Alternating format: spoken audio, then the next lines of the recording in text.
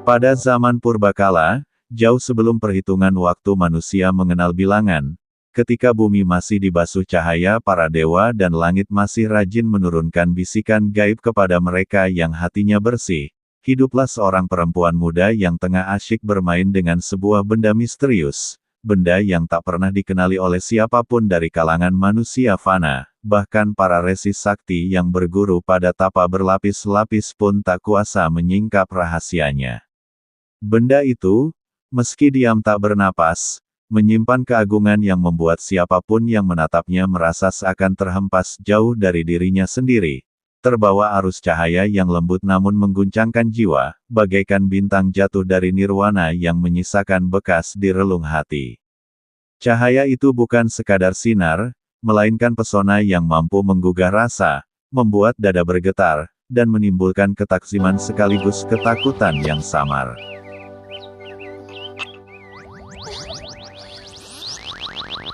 Yunda Anjani, kami hanya ingin melihat sebentar saja. Ya.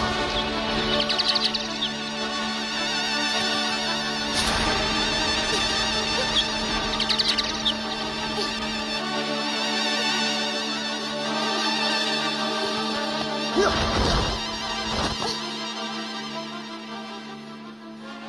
Ayolah Kakang Bo. Kami cuma ingin melihat saja. Tidak, tidak Guarsi. Tidak seorang pun kuizinkan. Ini milik pribadi. Sebagai seorang kesatria, kalian mestinya harus bisa menghormati hak milik seseorang. Kami hanya ingin melihat. Masa seorang kakak begitu tega kepada adiknya sendiri? Benda itu tetap milikmu. Aku bilang tidak, Guarsa.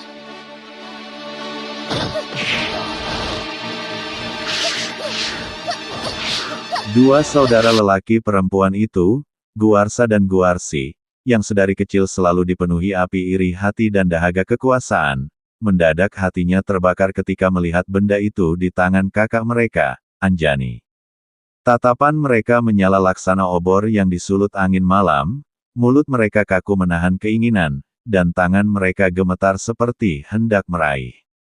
Maka dari sanalah mula kisah agung yang kelak menjadi legenda Karmapala, sebuah dongeng yang melintasi zaman, menggetarkan tanah-tanah Nusantara dengan gemas sebab akibat yang tak pernah padam. Waduh, kok malah jadi berkelahi begini? Menyesal aku mengatakannya kepada Guarsa dan Guarsi.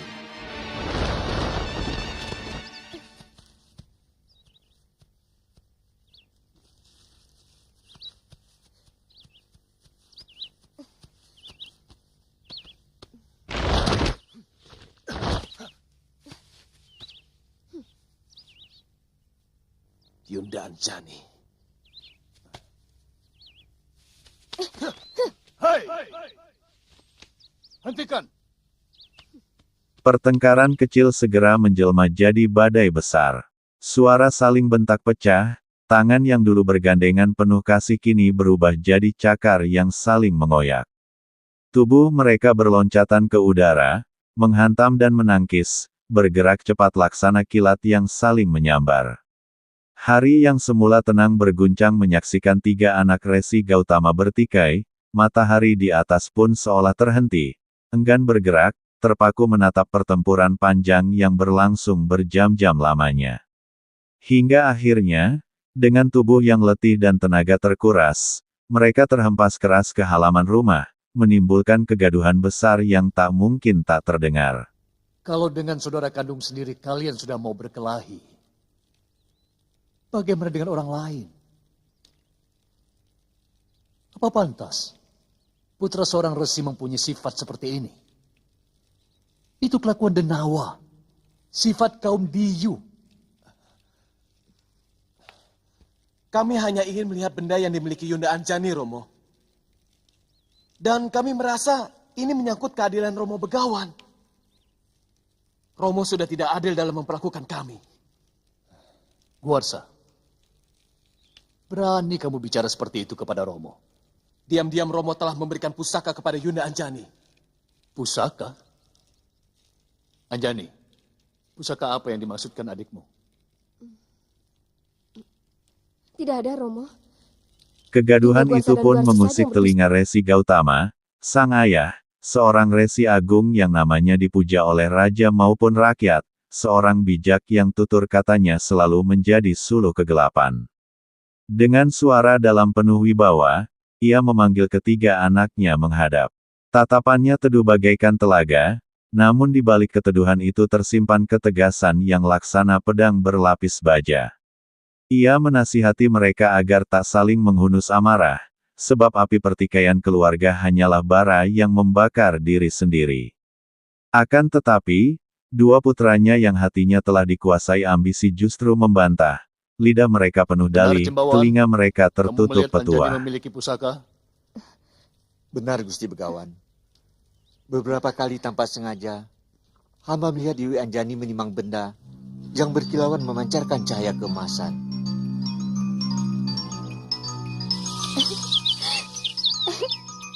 Pertama kali hamba melihat di halaman belakang, Dewi Anjani menimang pusaka itu di balai bengong. Yang kedua, hamba melihat Dewi Anjani menikmatinya di tepi sendang bunga.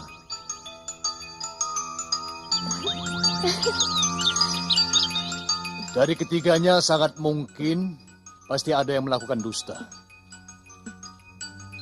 Tetapi Romo tidak ingin menurunkan kutuk pasu kepada yang melakukan dusta kalau dia mau mengakui dustanya.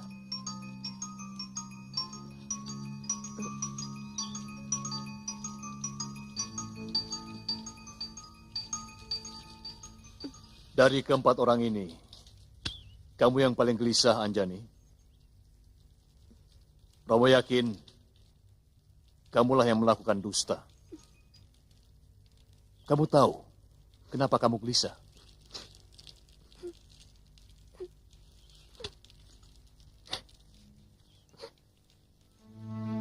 Karena sebenarnya hati nuranimu tidak bisa menerima kedustaan.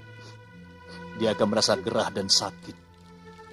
Dan rasa itu menekan dadamu. Resi Gautama, Sehingga timbullah dengan sabar gelisah yang dan resah. diselubungi kegetiran, bertanya benda apakah yang sanggup membuat darah dagingnya saling mencakar.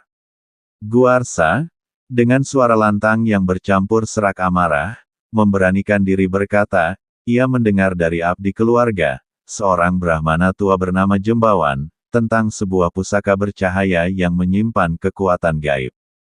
Dari sanalah benih hasrat tumbuh, dari sanalah api ambisi menyala, dan kini ia ingin memilikinya agar dirinya tegak sebagai yang terkuat di antara saudara-saudaranya. Mendengar pengakuan itu, Resi Gautama menoleh kepada Anjani. Sorot matanya tajam, namun menuntut kejujuran.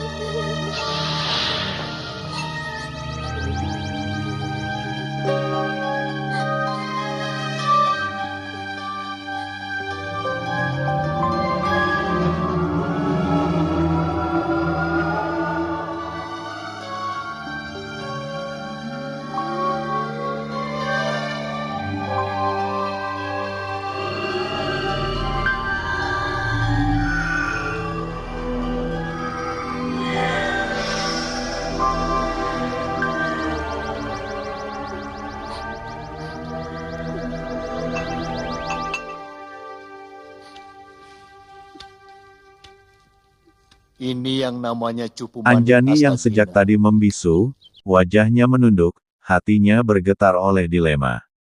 Namun karena kesuciannya tak sanggup berbohong di hadapan sang ayah, akhirnya dengan suara lirih, ia mengaku bahwa benda itu sesungguhnya milik ibunya, Permaisuri Resi Gautama.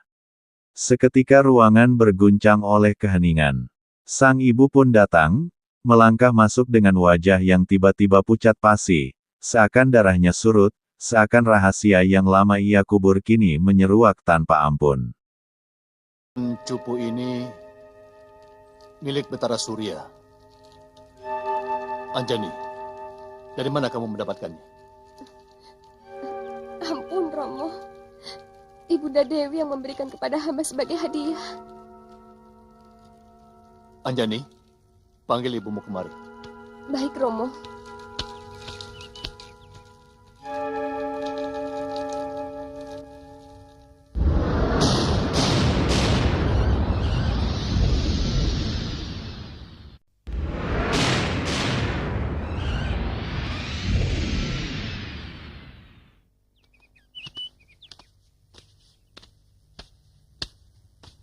Nilai seseorang adalah dari budinya.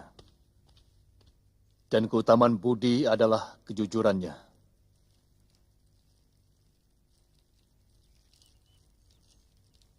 Saya minta jawabanmu, Indradi. Hamba tentu akan menjawab dengan jujur. Kalau itu bisa menambah kebaikan kita bersama.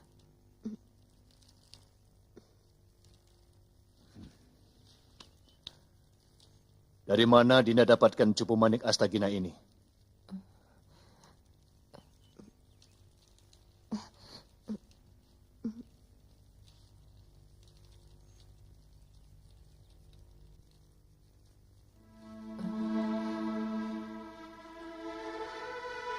Kita akan berpisah selamanya, Kanda Betara Surya.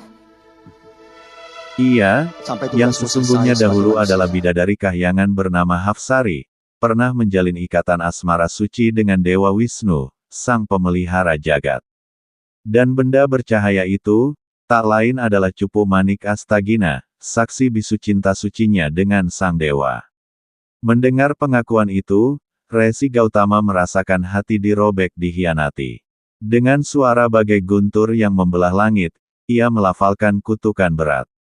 Seketika sang istri membeku menjadi patung, kaku tanpa daya, kehilangan jiwa.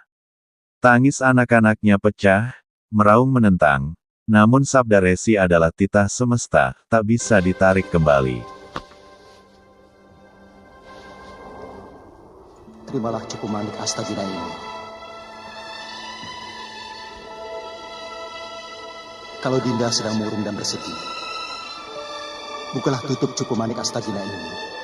Maka seluruh keindahan yang ada di alam Mayapada ini akan muncul di dalamnya.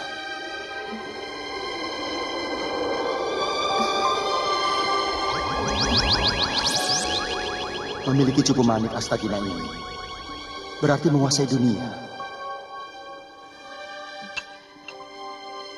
Tapi ingat Dinda, jangan katakan kepada siapapun bahwa cupu ini adalah pemberianku.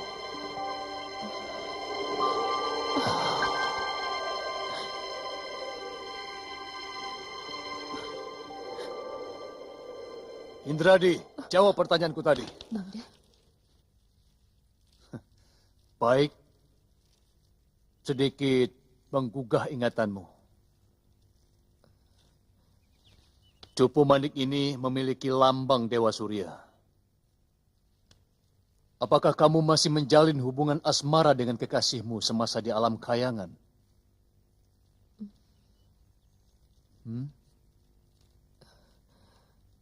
Dengan amarah bercampur duka, Sebagai Resi Gautama lalu mengangkat cupu manik Astagina tinggi-tinggi, dan dengan kekuatan batinnya yang menembus dimensi, dilemparkannya pusaka itu jauh, menembus cakrawala hingga jatuh di tanah asing yang kelak disebut Alengka Dirja. Di sanalah benda itu menunggu takdir, menjadi saksi, menjadi ujian. Namun anak-anaknya, yang hatinya masih buta oleh kabut ambisi, tak menggubris petua ayah mereka. Bagai kilat menyambar, mereka berhamburan mengejar pusaka itu, bumi berguncang oleh langkah mereka, udara berdesing oleh pekik amarah mereka, dan semesta ikut bergetar menyaksikan ambisi yang tak terkendali.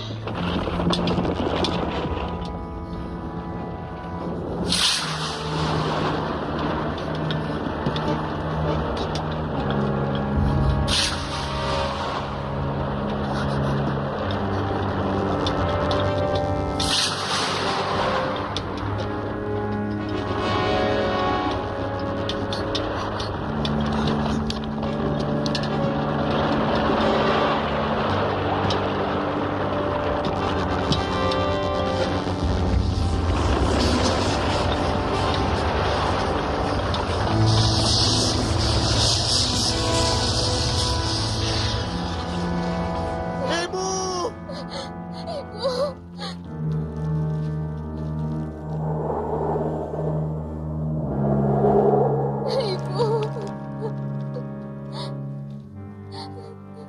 Ibu. Sampai hati Rama menjatuhkan kutuk palsu kepada istri Rama sendiri. Begitu besarkah dosa yang ibunda lakukan sampai membakar angkara murka Romo Begawan? Romo Begawan, ampunilah Kanjeng Ibu, Romo. Kembalikan beliau seperti sedia kala. Iya, Romo. Hamba bersedia menggantikan menerima kutukan, Romo. Hamba bersedia menjadi tugu atau menjadi batu sungai sekalipun, Romo. Kutukan yang keluar dari mulut seorang resi adalah keniscayaan. Sebab sama seperti raja, sabdo resi tan kena wala-wali.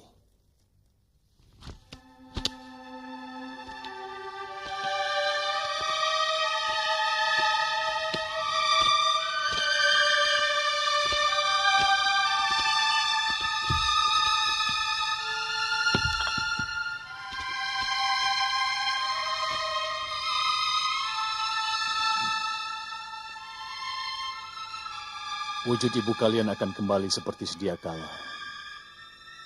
Ketika pertarungan besar antara kebenaran melawan angkara murka terjadi. Seorang wanara sakti berkulit putih akan menggunakannya sebagai senjata untuk menghancurkan kepala salah seorang pengikut Raja Angkara Murka itu. Ketika itulah wujud asli ibu kalian akan kembali.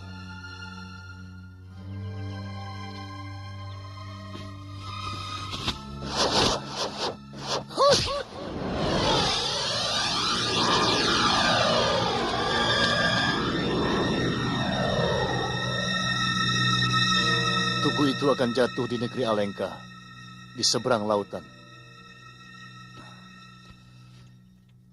Sekarang, kita harus membereskan benda yang telah membawa petaka ini.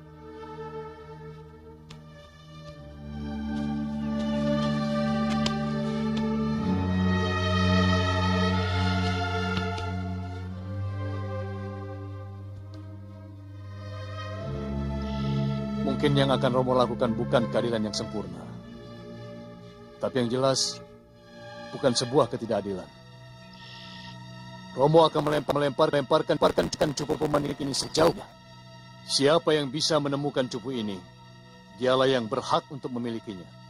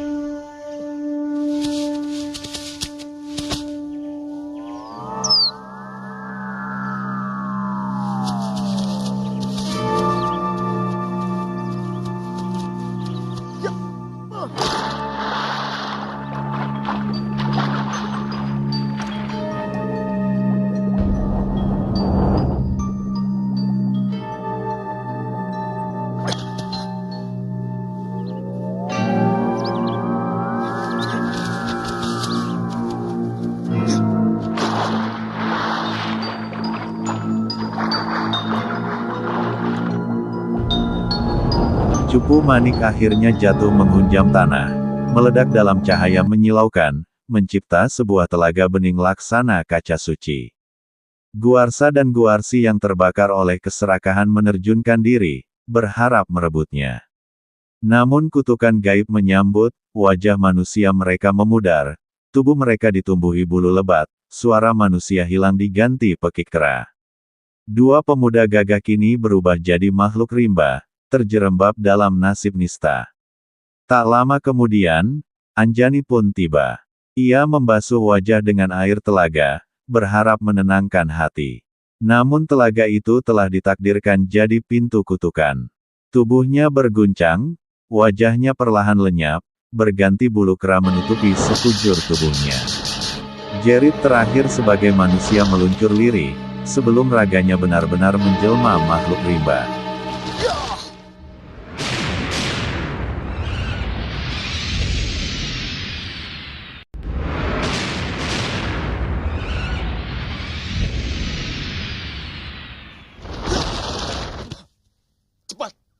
Berikan cupu manik itu padaku.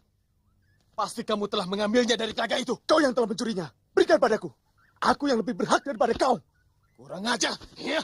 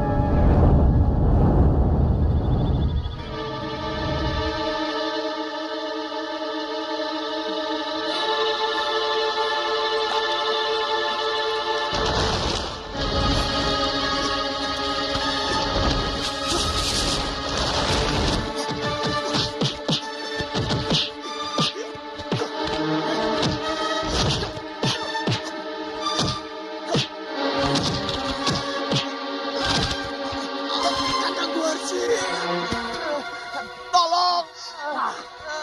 Kakang Guarsi! Tolong aku, Kakang! Tolong! Hei! Siapa kau? Kenapa kamu memanggil namaku? Hah? Aku Guarsa. Aku putra Resi Gotama. Ya! Omong kosong. Adikku Guarsa adalah seorang kesatria tampan. Tidak seperti kau, berwajah monyet.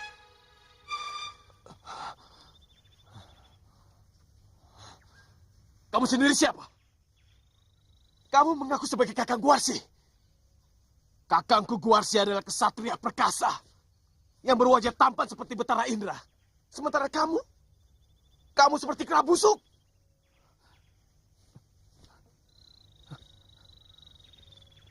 Benar Guarsa. Tubuh kita berbulu. Kita pasti telah terkena kutuk dari air telaga itu, Guarsa.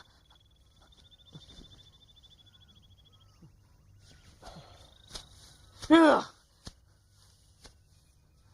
Kita harus segera menemui Romo Begawan untuk melepaskan kutukan dari malapetaka yang memalukan ini. Ya, cepat kita kembali ke telaga. Kasihan kalau Yunda Anjani juga ikut mandi. Iya, ayo. Ya.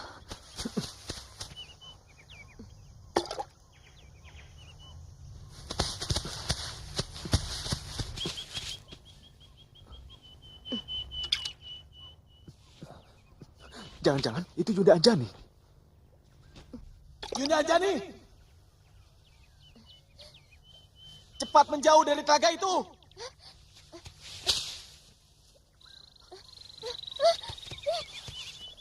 Yunda Anjani!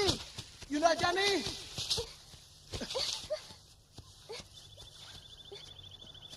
Yunda Anjani! Celaka. Yunda Anjani juga sudah berubah. Mungkin dia membasuh muka di telaga itu. Iya. Mungkin dia ketakutan melihat wajah kita. Ya.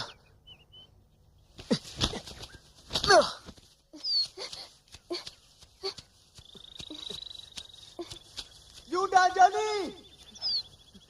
Berhenti! Jangan takut! Kami adikmu Guarsi dan Guarsa. Suaranya memang seperti kedua adikku. Tapi aku yakin mereka itu pasti siluman. Jangan bunuh aku, siluman. Aku tidak pernah mengganggu kalian. Yunda Anjani, saya Guarsa, adikmu, dan ini Kakang Guarsi. Tidak. Kalian pasti siluman. Kedua adikku adalah kesatria yang berwajah tampan.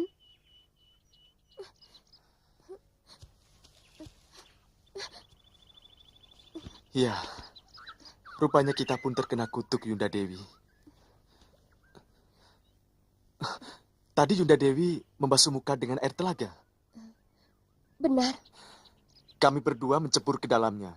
Karena kami menyangka cupu manik itu tercebur ke dalam telaga, Yunda Dewi. Dan ternyata wajah dan seluruh tubuh kami berubah seperti ini, Yunda.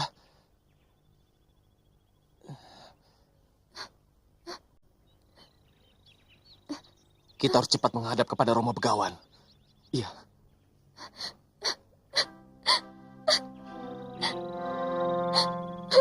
Mengapa begini berat cobaan yang harus kita tanggung, adikku? Begitu besarkah dosa yang kita lakukan? Mungkin ini hanya ujian dari Dewata untuk kita, Yunda Dewi. Atau barangkali karena sifat kita yang selalu cakar-cakaran. Hati yang dipenuhi rasa iri dan dengki lebih pantas untuk tinggal dalam jasad wadak seperti ini. Jasad wadak Wanara.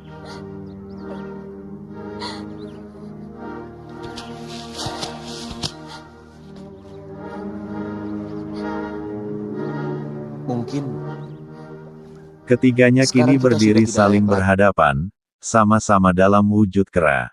Pertikaian mendadak terhenti, diganti hening panjang. Di mata mereka terpantul pahitnya kesadaran, keserakahan dan iri hati telah menyeret mereka ke dalam jerat karma pala.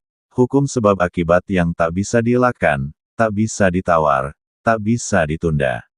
Sejak saat itu, tiga bersaudara itu hidup di hutan, menjadi kera penghuni rimba, menjadi saksi bisu dari kutukan Cupu Manik Astagina, sekaligus pelajaran abadi bagi siapapun yang berani menantang keseimbangan hukum semesta, bahwa perebutan tanpa kasih hanyalah jalan menuju kehinaan, dan nafsu tanpa kendali akan menuntun pada kehancuran. Aku tidak tahan menanggung malu dengan wajah seperti ini. Yunda Anjani, jangan ngaur. Ayo, kita kembali ke Gunung Sukendra. Ayo. Ya.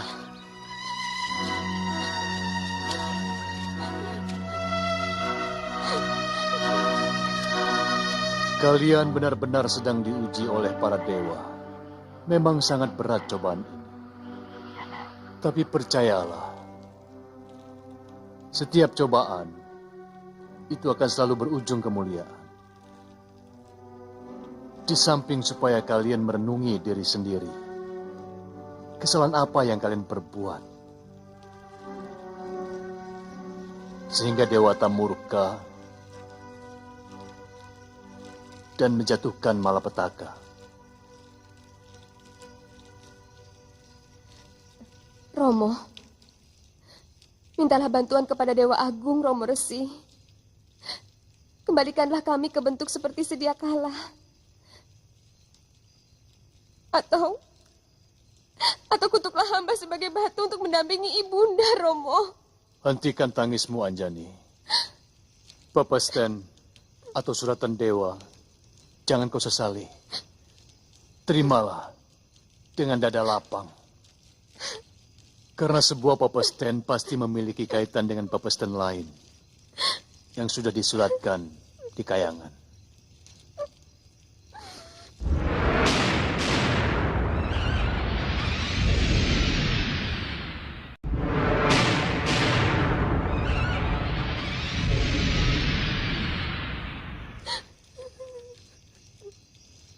Lalu apa yang sebaiknya kami lakukan, Romo? Bertapalah kalian di hutan Sunya Pringga. Guarsi, lakukan tapang along. Dan Guarsa dengan tapang ngidang. Anjani, bertapa duduk di tepi telaga Sumala yang telah memberimu malapetaka. Dan mulai sekarang, Guarsiku beri nama Subali. Guarsa menjadi Sugriwa. Dan kau Anjani, tetap dengan nama aslimu. Hamba akan lakukan saran Romo. Hamba juga, Romo. Dewata akan memberi kalian jalan keluar. Dan jangan berhenti bertapa sebelum Dewata menghentikan tapa kalian. Kami mohon pamit, Romo Resi. Kami pamit.